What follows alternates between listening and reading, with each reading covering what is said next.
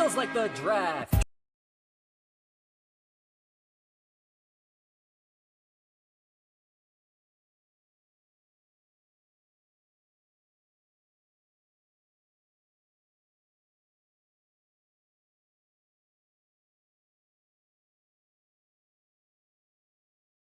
Draft beat, draft beat, draft beat, draft beat, draft beat, draft beat, draft beat, draft beat, draft beat, draft beat, draft beat, draft beat, draft, draft, draft, draft beat, draft beat, draft beat, draft beat, draft beat, draft beat, draft beat, draft beat, draft beat, draft beat, draft beat, draft beat.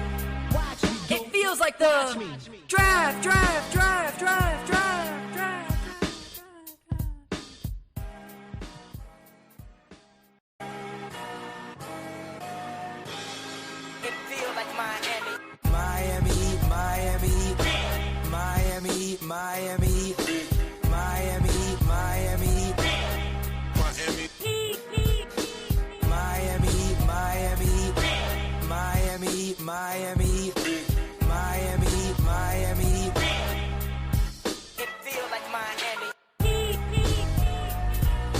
Que bola hacer. Welcome to Heat Beat. I'm your host tonight. G is still in Japan.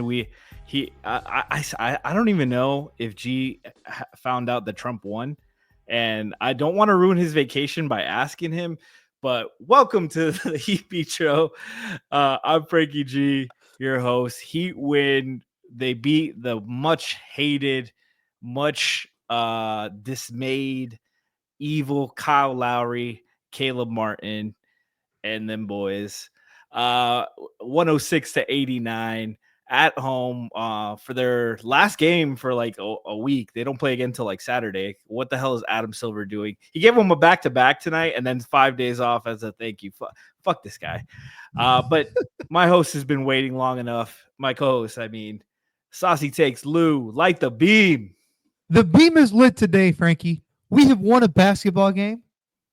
We had an identity today, or at least for all but, let me see somebody's minutes. Hold up. All but 14 minutes today, we had an identity. Oh, you saw the Pell Larson box score? Chill. Let's calm it down here. But we're back. Jimmy's back. No more Nancy Tarrigan. Hashtag no Terry, no Turd. No Terry, no Turd at Shout all, out, Alf. man. Yeah, man. Heat win 106-89. Because they gave Philly the third quarter, 35-16 in the third, in large part because Tyler Herro got it going. I believe he scored 16 out of his 18 points in the third. Yep. He got hot, but I think defensively, let's start there. Jimmy, first game back, 30 points, 8 for 12 from the field, 13 for 13 from the line, 10 rebounds, 5 assists, 1 steal, team high plus 29. Him and the bench unit in the third with Alec Burks, Drew Smith, Highsmith, they took control of that game, suffocated the Philly offense. And Embiid did not look like himself condition-wise, of course. Yep. And PG still struggling as well. They just look like shells of themselves right now. It's sad to see, but talk about that third quarter and how they got the lead with that defensive stranglehold. Honestly, it had a lot to do with the fact that we played our probably our two best perimeter defenders at the same time. Like, somebody in the chat said, y'all owe Drew Smith an apology. I've given him his apology, man. I apologize to Drew Smith. He's great value, Kyle Lowry. G would be proud. And he's giving him what none of the other point guards did, and that's somebody who can at least control pace on one side of the court. And that's very important, or dictate pace on one side of the court. Him and Highsmith legitimately shut down that entire 76ers offense. It was honestly very, very beautiful to watch. Jared McCain had it going. Shout out Draft Beat. That's all I'll say on that. But they were able to contain him, able to contain just dribble penetration in general. Caleb was going a little bit crazy in that first half, and realistically, up until we started seeing combinations with more than one defender at a time. Essentially, the Miami Heat looked like themselves today. Particularly, for the entire game, their defensive rating today was 87.1.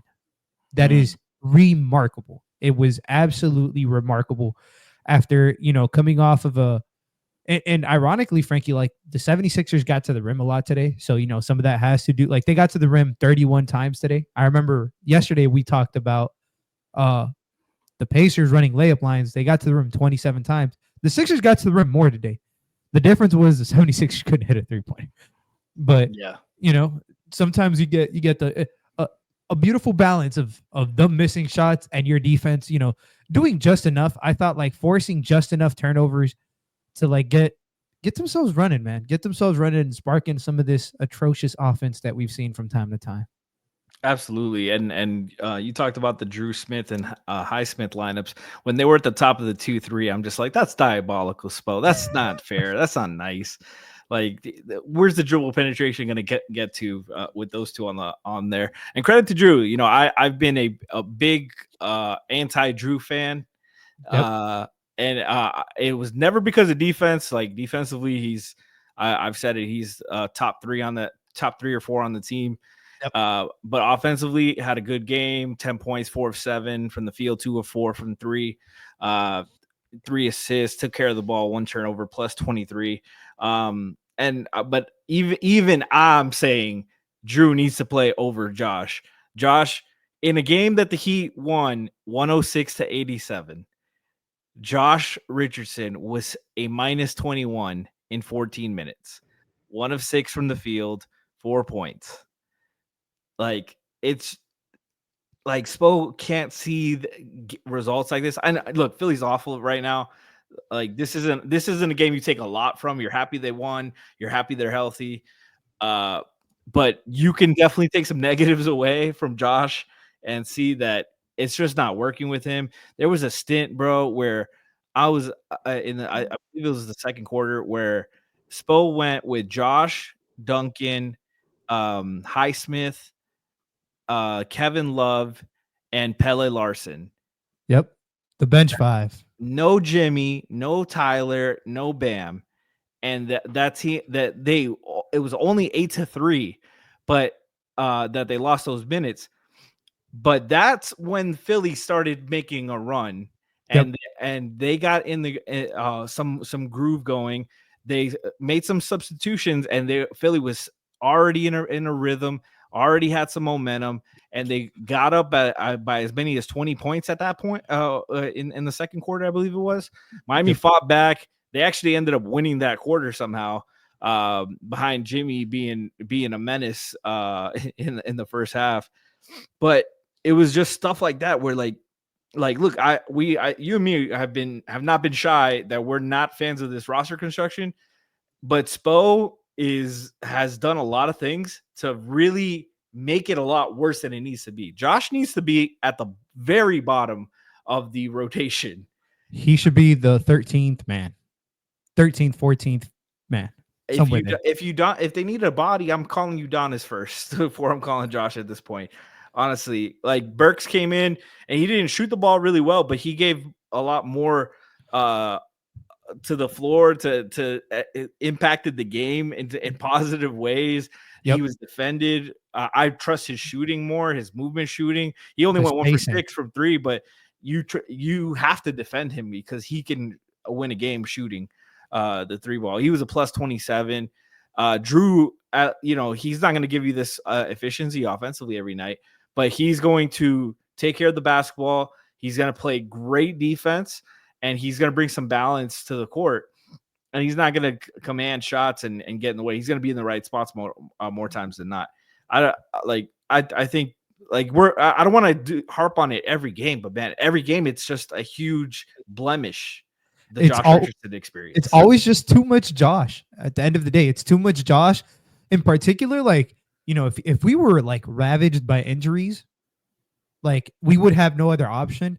I guess I can't bitch about it, but it's gotten to the point, like you said, like Burks is a better option. Drew Smith is a better option. Pell is a better option. Shit, I'm pretty sure Josh Christopher at this point might be a fucking better option. That's how bad it's gotten. Like, it's just so nasty. And it doesn't have to do just with the shooting, Frankie, because like you said, I think both him and Burks shot the same from the field today. Like, 1 for 6, and Burks shot 1 for 6 from 3. So roughly the same, but it's just the knowing where to be. It's the not over dribbling. It's the keeping the ball moving. Like, this team is already at a disadvantage offensively due to some of the limitations from the players. You can't just be over dribbling and allowing the defense to recover and making like ticks a read late. Like, Spo deserves some blame for this. I don't know when it's gonna stop, to be very honest, but hopefully soon. Hopefully soon, because this is it's an every game occurrence. I'm curious now how much time Terry Rozier misses. I mean, considering they play Sunday, he might not fucking miss any games. But at this point, like, the way Drew Smith played today, the way that he's actually like showed in spurts what he can do, I think is a lot more necessary for the Heat than it is, Rozier's offense or the idea of it, or the idea of Josh Richardson. Like, I think the consistency defensively is worth more to this Miami Heat team than the inconsistencies on both ends of the floor by both of those players. I mean, Terry is consistently bad defensively, so there's no inconsistency there. But like, he's Josh is just inconsistent everywhere, and you never know what you're going to get. Most of the time it's bad. Every now and then he shows up, has a decent game like he did Friday, but those are too few and far between. I'd rather just know that Drew Smith is going to be at least creating deflections. He had 3 steals today. Like, his per 36 like deflection numbers are insane.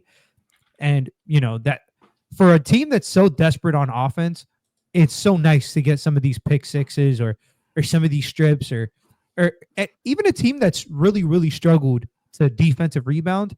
It's so nice to, end possessions without having to rebound. And he did a good job of rebounding today too. Like, just like little things like that really, really, really irk me is the way I'll say irk. No, 100%. And to talk about the win a little bit more, let's get into the starting lineup. A big surprise, we found out before the earlier today, Terry Rozier was going to be out, that he's been dealing with a foot injury and he's been playing through it the last few games. Not sure exactly when it occurred or how long he's been playing through it. But they said it flared up to the point where he couldn't play through it anymore. And honestly, if that explains why he's been so inconsistent especially recently, I went back and looked. His first 5 games, he was a lot better performance wise. So I'm assuming that's around the time it happened according to them. Sure. But rest it up, man. Like, this is you're not playing, you're hurting the team if that's the case. This isn't something that's you're playing through and helping. You're obviously hurting the team. So the Heat went with Duncan, Highsmith, surrounding Jimmy, Bam, and Tyler. And Lou, that was their best lineup tonight. A plus 12 for the game, with a 123 offensive rating, 83.3 defensive rating, according to pivotfade.com, in 30 possessions on offense and 30 on defense. They had a 66.7 assist percentage. They were moving the ball.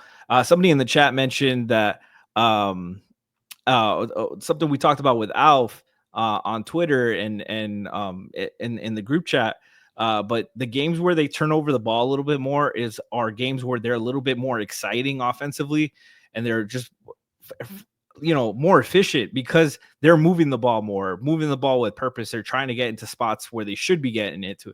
A lot of times when it's low turnovers, low assist games, it's because they're making safe passes and they're not trying to penetrate the defense with that. And today they move the ball really well. Yeah, and realistically, it's been starting now for a while.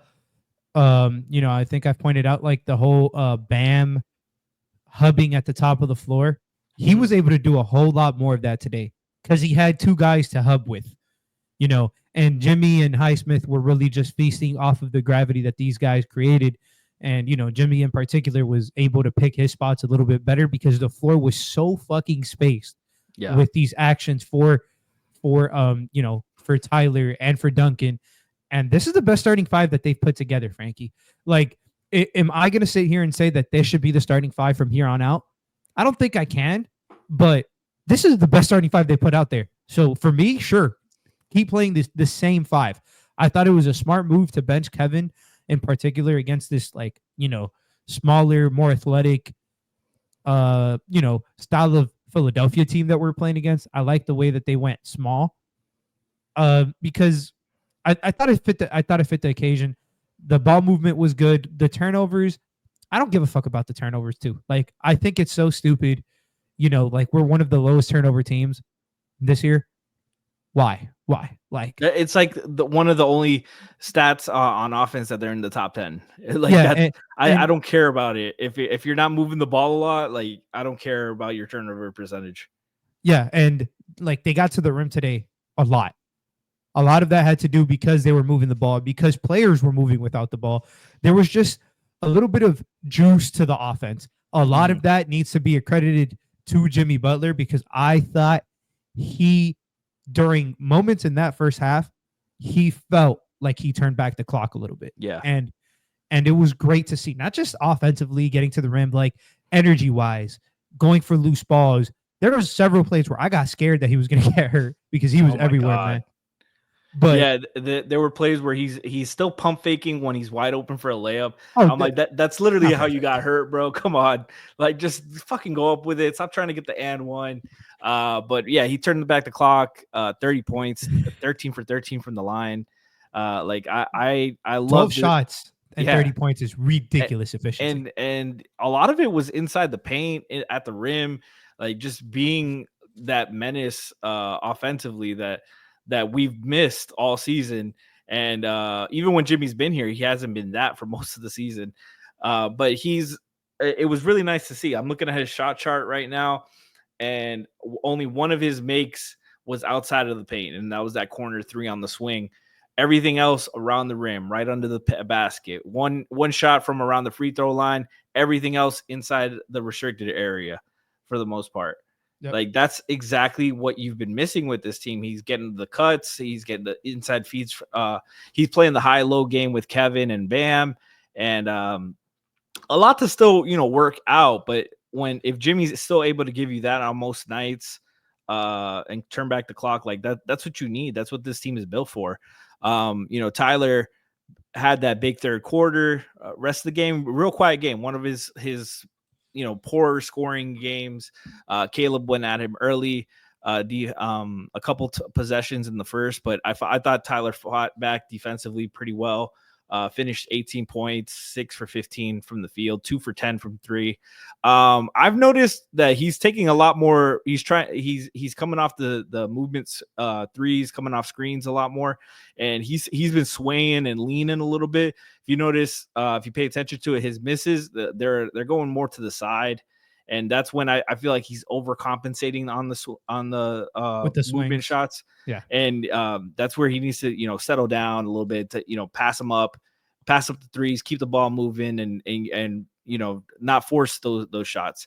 But that's where I'm like, I know Tyler offered a ridiculous shooting percentage. Like, I think he's like at 45% from 3. That's where I'm like, he's never shot this high. And I think it's because that's a bad trend and a bad habit that he's had to break, and I'm hoping he corrects that. But that they don't win this game without his third quarter explosion, and just gave them a ton of life. And talk about that third quarter and his game overall. Man, he scored 16 in the third. That's as many points as the Philadelphia 76ers scored. He by himself tied the team. Like, and this is what I'm talking about. Like, the growth with Tyler Herro is something like we should be amazed by. Like, truthfully, like it's really spectacular. Like, his ability to not stay quiet for the whole game, that's not something that would have been the case last year, Frankie. Correct me if I'm wrong. Correct. He didn't see the 3-pointer falling, and then as soon as he saw one to go, he was like, "Oh, immediate spark. He saw two going in from deep, got to the rim, got one in the break, got to the free throw line. Like, just little things in his game that are improving. And that's not even to mention, I think he only had like 5 assists today, dude. His playmaking is miles beyond better than what it used to be. It's not perfect by any means. Like, he's not a point guard. Like, this is like playmaking in terms of what his role is. I think it's really good. Can he completely control the pace of a game? Mm-mm. Not for every minute he's on the court, but few guys can. So just his ability to find cutters, to find shooters, to keep the ball moving. Even in the fourth quarter, when he had 18 and it was 3 minutes left, and we're accustomed to seeing Tyler go for his, he proceeded to throw 3 dimes. I think none of them resulted in an assist because everybody missed. But he proceeded to move the ball when it should have been moved and just got everybody involved, because I think this is for the first time that Tyler Herro has noticed that if he just makes the right basketball play, even if it doesn't come down to him getting the shot or making the bucket, it ultimately it makes him a better basketball player than just putting up the points. Just it makes things easier for him and for everybody else. Yeah. This is the first time I felt like he's truly bought into a role. I'm just speaking from like what I'm seeing, not from. I don't have no fucking sources with this guy, but realistically, that's what it feels like. It feels like he's trusting the process right now. Like, he's trusting the system. He's trusting. Yeah, exactly. He's trusting everything to get himself going again. And he's not really forcing. I do think some of the threes that he's forcing, I'll live with them just because he's been so hot. But I do like the fact that even after he made 2 of them, he didn't keep hunting for that shot. He went downhill the next 3 times and got to the cup and got to the paint. And he's displayed some nice physicality that was never in his game this season. So Tyler, 100% been cooking lately. He deserves all the fucking flowers that he's getting and then some, because he's been on one. 1,000,000,000%. I've been one of his toughest critics as well, and I can't give him anything but flowers.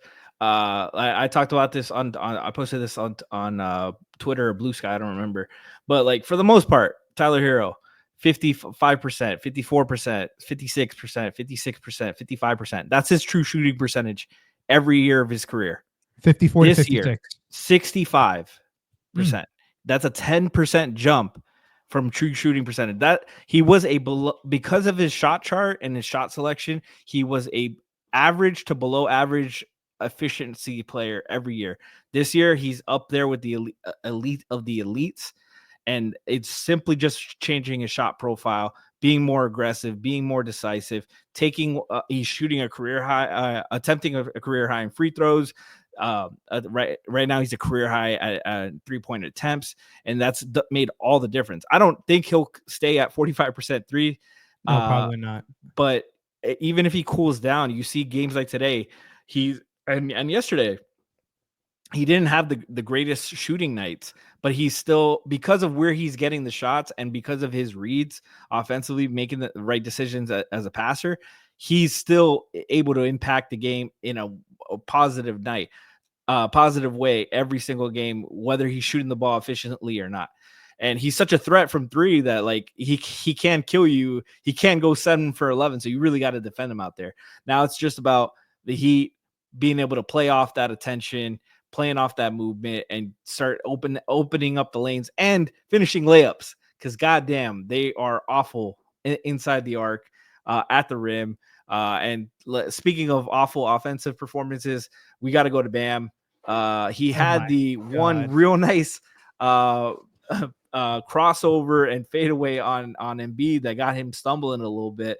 And I tweeted this, I posted this on Blue Sky, but man, I know he had 2 points, but I'm glad that was the one. It was that went in, because if he hit that crossover, missed the shot, it wouldn't have mattered. Nobody would have cared. But that's a highlight, and you take that. But awful shooting night for him. 2 for 8 from the field. Hit a late 3 when the game was out of hand.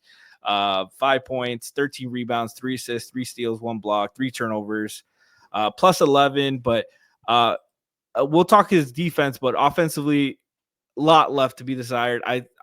He's still, even without Terry on the court, he's still not sure how to fit with Jimmy in this new offense. Yeah, and a lot of it has to do with him like being so much of the hub that like he's not really getting as many like low post touches or like those mid post touches that he was used to. A lot of it has to do like Bam is missing so many fucking bunnies off of lobs, off of tip ins, like little shit that should be going in that would make his stat line look a little bit better. But it's frustrating because like it sucks thinking like he's probably capped out offensively, but his growth has been very minimal over the last 2 to 3 seasons offensively. Like now he's just shooting them from further out, but that's probably something that I felt was already there. It just wasn't being explored. So like in particular, there was one play today where he had Jaron McCain on a post up and he proceeded to shoot a post fadeaway on 6'3" Jaron McCain. And he had all the time, no double came, and he just shot up and he missed. Like just Bam needs to be more aware of what shots he's getting and what these, like in the same vein that Tyler changed his shot profile to better his efficiency, Bam has to do some of the same thing. I'm not saying like not shoot any middies. I'm not saying none of that, but I'm saying like settling is something that he's doing too often from spots of the floor that he's not particularly efficient in just because he's comfortable shooting him from there. He needs to go outside of his comfort zone offensively to then try to see what else is there. Because if nothing else is there, then that's a different conversation we're having, I feel like. Sure. But at this moment in time, like he needs to explore some of these things. Am I upset with his overall game today? No. Defensively, I thought he was particularly well. I thought he did a great job rebounding. But offensively, there's no way, like his inability to put the ball in the basket is overall hurting his offensive game because the passing, the playmaking, I thought it was pretty decent today. Again, only had 3 assists, but like just him hubbing so much up top, I thought it was okay enough. But just some of these fucking like takes and misses and where he's getting the shots from and how he's getting the shots and how he's shooting these, like he needs to, I don't know. I don't even know what he needs to do. He just needs to try to do more things that he's uncomfortable doing, change up his cadence when he drives, become a better live dribble passer, like certain things that are just limiting himself and the team. And it's fucking frustrating. So to a certain extent, am I upset that he scored 5 points? Absolutely. Am I upset that he got only 8 shots? I'm really not, Frankie. Like personally, I'm okay with him getting 8, 10, 12 shots a game, but especially when he's off like this, I think it's better for the team. Yeah, I'd rather pass first Bam anyways, because like you said, him as a hub usually leads to other guys getting shots inside and pulling away their big men from the basket so they can get easy cuts. You saw the one that just popped to mind is he found Drew inside on a cut and Drew missed the layup. But those are the kind of shots that are there for him when he's the hub at the elbow and at the free throw line. But yeah, offensively, I've been saying it since the finals against Denver. Like his shot profile, it needs a lot of work. There's just it's similar to the Tyler conversation. Like it's just stuff that like even when he's got it going, the defense can live with it. And I think the hope of Bam being that self-creator has been dead for a while. I've never believed in it because he doesn't have the handles or the shooting to do it and to pull the attention. I think personally he needs a new trainer and needs to go do something completely different in the offseason because he needs a perspective change. And if he can live with being the hub and doing all the little things, being a better offensive Draymond, and we'll get onto his defense in a second, but offensively, like he needs to go through some changes there, and like otherwise these games are gonna come through. There's a possession where Jimmy and him run pick and roll, and Jimmy's driving, and both defenders go with him, and Jimmy turns to look to pass to him for the three, but Bam is cutting too, and Jimmy has to adjust, finds Duncan. Duncan luckily attacks the closeout and beats his man for a floater off the glass. But that was a possession where Bam should be popping, and it's just plays like that where he's not making the right decisions offensively, and it's hurting the team most of the time. But defensively, I know. Look, Joel, shell of himself right now. He was listed as doubtful to play. Doesn't look like he has the conditioning at all. But I thought Bam and the defense as a whole, they did a tremendous job denying him Oh yeah. the ball, because with like 7 minutes to go, Joel only had eight field goal attempts and finished the game with 11. Had only 11 points. Didn't shoot a free throw. I thought they did a tremendous job swarming him. And look, Joel Embiid huffing and puffing, I don't care. That guy is still a threat to score. It's still a threat to get to the free throw line. Still a threat to be a hub. We saw in the play-in game how much injured Joel still can give you fits, and I thought they did a unbelievable job defensively, getting him out of the game, and that started with Bam. I was fine. This wasn't a game where Bam didn't contribute anything. Those 13 rebounds were big. The steals, the deflections, the quarterback and the defense. I thought he was great on that end. No, defensively, zero complaints from him today. Like, generally, one of his better games. He didn't overcommit on blocks like he has been this season from time to time. He just played within himself, was, active. Bam's probably, honestly, the best post-entry denier, pass denier in the fucking league. When he's fronting in the post, like, that's his fucking bread and butter. So just him doing all of that defensively today to Embiid was absolutely fucking spectacular, and it wouldn't have, it was needed to secure this win, because, like you said, man, Bam doing, Embiid doing Embiid things probably makes this a closer game. Bam completely shut that water off, but particularly by himself. I think his minutes almost matched Embiid's to a T. Mm-hmm. So it was 32 to 31. Hey, if I told you before the game that Joel would only score 6 more points than Bam, you're thinking that's a good night either way. So exactly. And it's defensively, offensively, Bam, we know what he is, and we know some of his limitations, but defensively, man, that's why you paid him this much money. And, that's why, honestly, most of the time he's fucking worth it, just because of what he's able to do on that end. And like you said, all the little things that he's able to do to impact winning, he still did those today. So, obviously, fucking shout out Bam.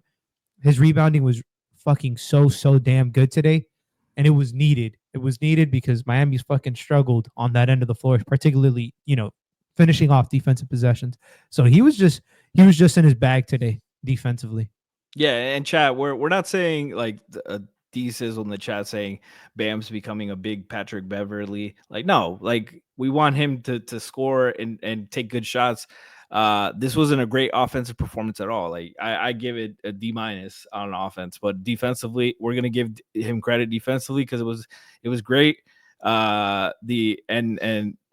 gonna criticize him offensively, but he won, so we're not gonna fucking harp on it.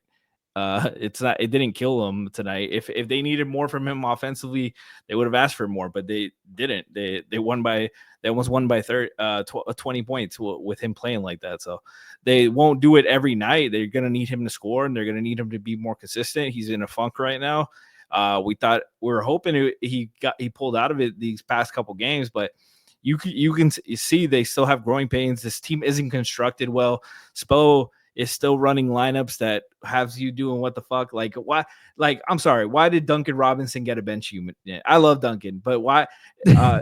Why is Duncan getting a bench unit? That would have been minutes. If you're gonna pay Kevin, that's the minutes to go with Jimmy. Otherwise, if you're gonna play Duncan, but get Bam his own unit so he can get going. That's where Spo can help him. We only just recently started seeing him play Duncan with Bam, and I'm sorry, that's a go-to to get Bam going every single season, and he was reluctant to do so until recently, and that's it. Coincidentally, they start playing together, and Bam starts having good games. Do you think there's a causation? No, man, it has nothing to do with anything. I think you're crazy, and I think the previous 5 years of that unit working are all fake news. Exactly. Chat wants us to talk about the former Heatles. Kyle Lowry in his return. G is ducking us in Japan because he's probably playing us on the train. Muted again, but Kyle Lowry 0 points, no standing ovation, no video tribute. tonight. 0 points, big minus 18. Put that on his butt cheeks because it was awful. Caleb was 12 points, 5 for 12 from the field, 5 rebounds. Attacked Tyler a few times early going, and I was like, oh shit, we're gonna have to deal with Caleb. And then he started taking threes, and Reed, I swear, Reed has been waiting to roast his jumper for years because he called it like a jackknife jumper or something. I don't know, man. Eric Reed is the GOAT. I'll just leave it at that. Like he knows. He was like, yo, I've been wanting to talk about this motherfucker's jump shot forever. What is that? What is you doing? That motherfucker finally got the tape let off of his mouth. Like they ripped it off, and he's like, fucking jackknife jumper. I hate that jump shot. Dog, they were off. Caleb had a decent game, was getting it going, and then but was a team worst, minus 24. Just on the court for most of those runs, and they I just saw some of those fast break misses by him. So a fast break decision. I'm like, oh my God, I'm so glad. I want to send his agent flowers. Like we didn't. Everybody on Heat Twitter, find his Yelp, find his agent's Yelp, and leave him 5 stars, please. 5 stars. Just leave Google 5 reviews. Stars for fucking that up, man, because that saved us. Could this be? I don't know what the butterfly effect is yet, but could this be the Anthony Carter fax fuck up that leads to Shaq on the Heat? Shit, it could. It remains to be seen. Yeah, TBD. We'll see. We'll talk about this in years to come. But man, yeah, it wasn't a great performance by them whatsoever. Duncan got them going a little bit. 13 points in the starting lineup. Hit a couple threes to give them some juice. But Drew, Burks, the bench units really helped open things up for them. I think they need to just find a rotation here with those guys. Like put Josh at the end of the bench, let Pele, play with some better lineups. He was even worse, minus 23 in 8 minutes. Horrible. But I don't think it was anything Pele did. I just think it was that lineup just couldn't do anything. With Josh, Josh is just not a good basketball player right now, and he needs a lot of time to get things going and get things fixed. But I definitely think like if you the 100th percentile outcome of this team is a competitive team. And I think Spo is tinkering too much and with things that don't make sense, that you can't see the vision. Yeah.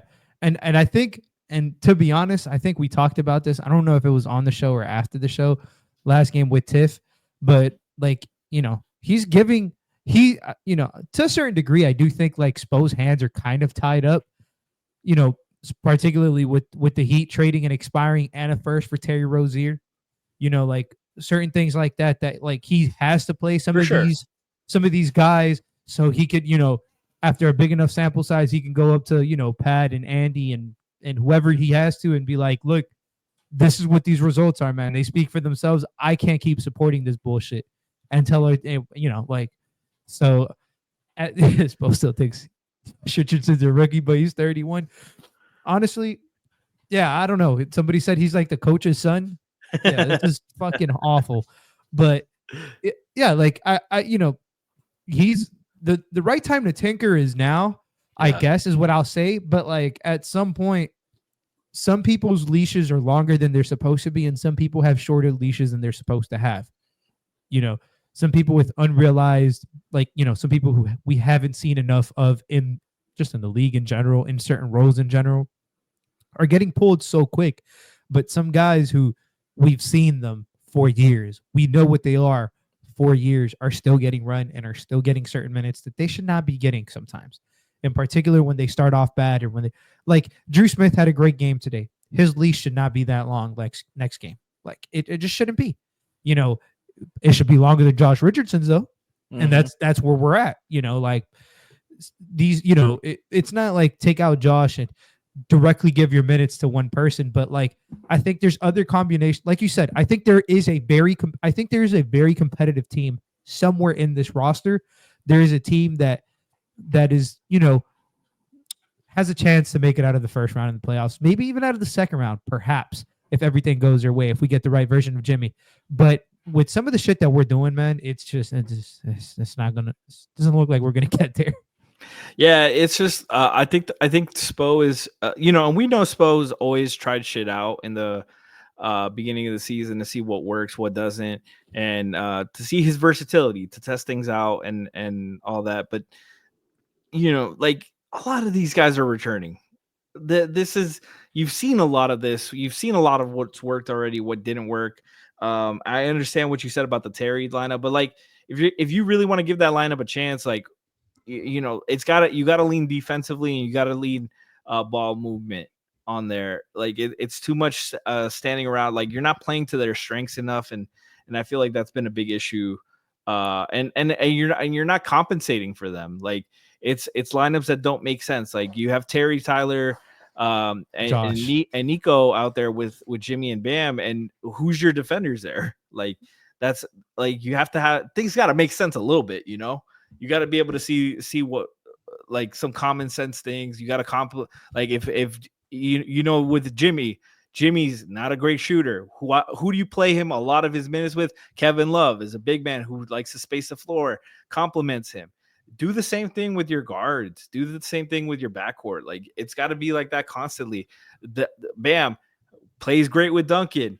Play him with Duncan a lot. Like it's just these things have always made sense, always work, and he was so reluctant to do that for some reason. I don't know.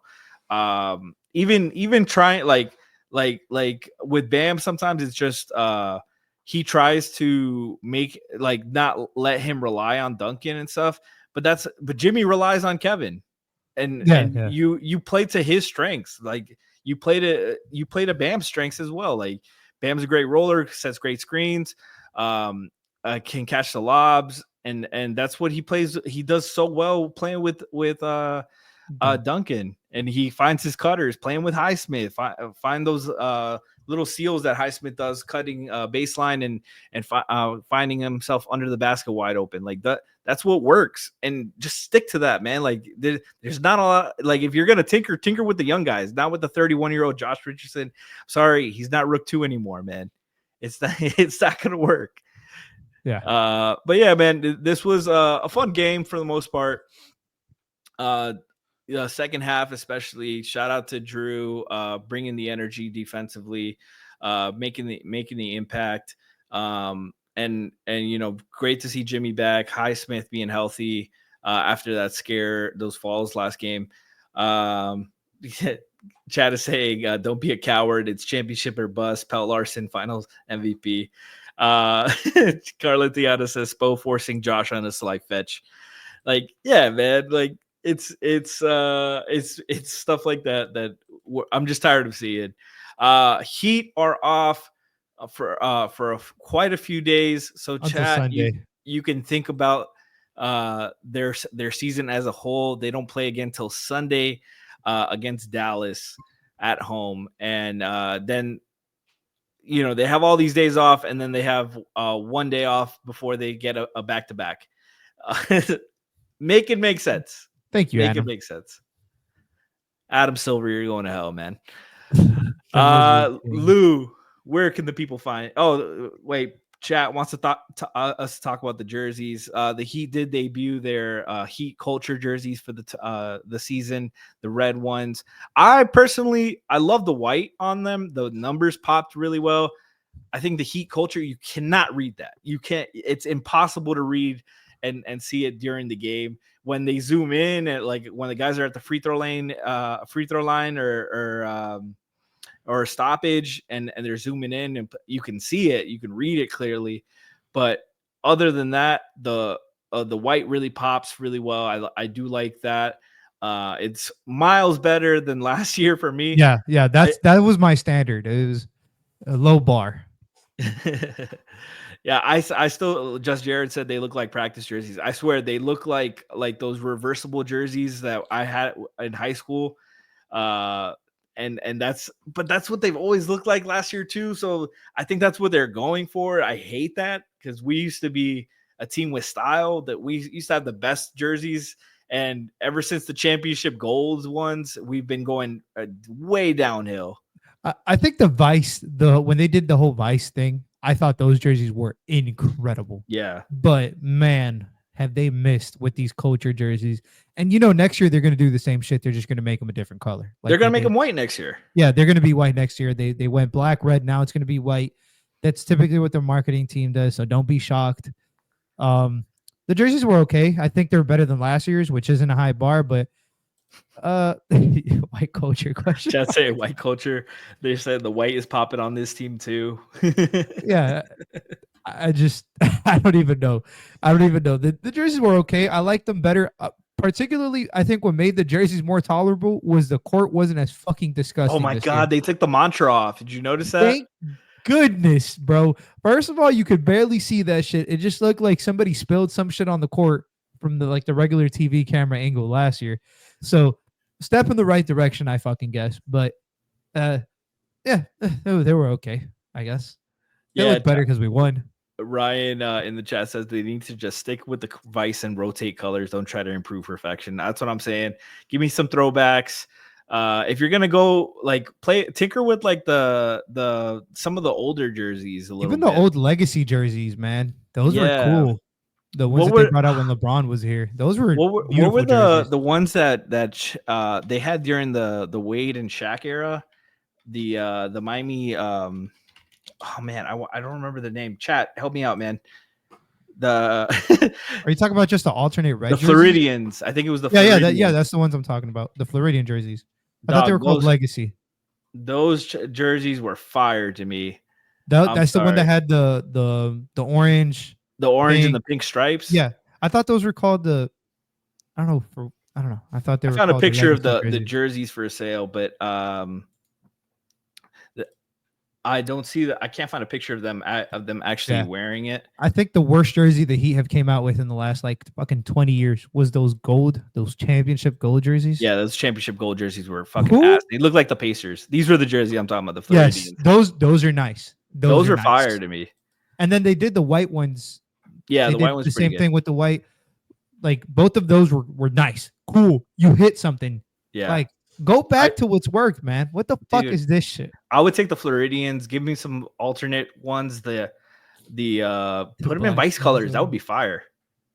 That'd be dope. And it already has a little bit of pink and a little bit of orange. It already has some neon shit going on. Yeah, the military ones. Oh my God. I was at the military ones when they debuted. The absolute disgusting shit. Disgusting. Thank God they only wore those didn't they only wear those for the Christmas? No, they wore them. I believe it was the game Kobe announced his retirement. I believe that was the game. That was just ass. Zay is talking about Belmonte is the best player on the team. Am I right? Yeah. Yeah. He wasn't here in the. He's been complaining about Bam every bad game. He does not show up when Bam has a good game. I see you, man. I see you. Fraud. No, I don't like. I wasn't a fan of the championship gold. I didn't like the black tie. I know those were popular, but the black tie ones just remind me so much of the Spurs. They were okay. Yeah, I don't like jerseys that make you look like another team. Yeah, that's why I hated the championship gold ones. Yeah. That did not look like Miami Heat whatsoever. Exactly. At all. Yeah, the Floridian ones, I'm big fans of those. Have a live gator outside and shit. I don't know, man. Do something with these jerseys. Include a different design. Do a Heat logo. I don't know, man. Do something different. Be creative. We have good marketing people. We have good jersey designers. They did the Vice. The Vice jerseys were fucking chef's kiss, best in the league for 3 years. They were talking about Lenny in the chat was talking about the cotton candy one. I thought they were the Trix ones. I thought that's what that reminds me of, Trix yogurt, when you mix it up and swirl it. I thought those were too much. They had overplayed it, but even those, I would take those over the last jersey. That's when they really started going downhill. I would take those for the last 5 years. 5-6 years, whatever it's been. Ever since we got Jimmy, they were like, you can't get Jimmy Butler in good jerseys too. Fuck out of here. Shit. They had the drip when D Wade went out though, so I'll give it to them. Yeah, at least we did get to see D Wade go out with the Vice. They said Tyler Herro is not going to wear any good jerseys. That is fucked up, man. I like Tyler really got here and they didn't, and they stopped with the Vice. Or was that the first year was the Tricks one, right? I think the first year was the Tricks one, and it wasn't the best one. I think, or maybe the first year was the white ones. I think it was, because then they went to everybody wanted the black ones. When they did the white, everybody was like, "Oh, these would look so cool in black." And then they did black the next year. They did the vice versa jerseys was Tyler's first year. Okay. The 1920 season. Yeah, they did black and white. Then they did the blue and pink. And the pink ones are so hard. They were all of those were so good, man.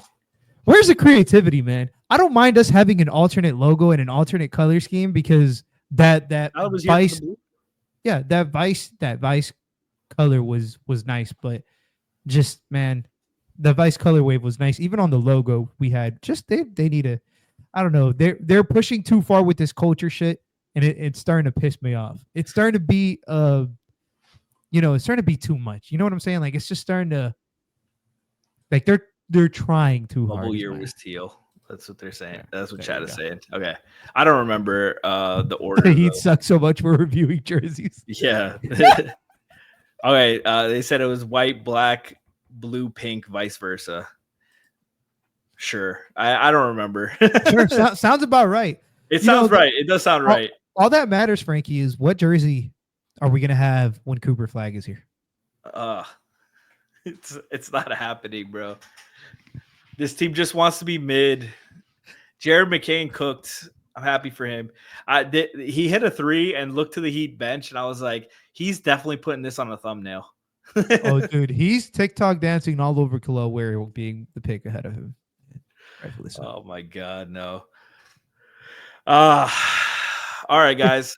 We're not Heat do not play again till Sunday night. We're gonna do a show sometime this week. We'll announce it beforehand. G didn't schedule anything because he left us in charge and didn't want us to have too much fun without him, just like the Heat without Jimmy, you know. But we're gonna do our best to do at least one show just to talk about the season and as a whole so far, and get you excited before the weekend and before the Dallas Mavericks come to town. What happened? You were gonna say something?